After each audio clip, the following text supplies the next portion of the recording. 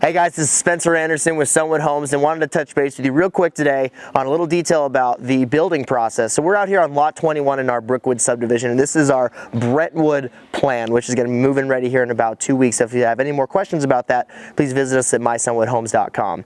So what you might notice when you're seeing a home that's being built is you notice two things. One, very early on in the building process, you see these roofing tiles that get loaded up onto the roof very early into the process, right when the home gets framed.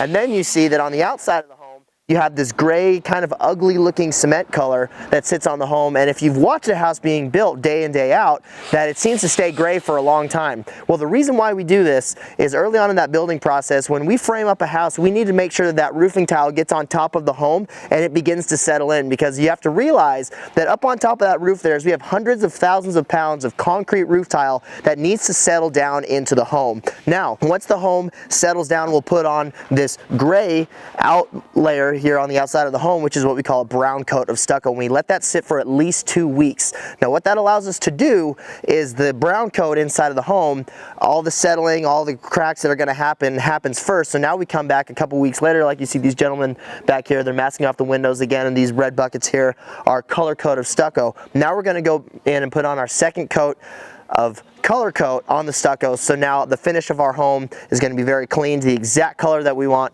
with no hairline cracks. If you have any more questions about the building process, please visit us at mysunwoodhomes.com.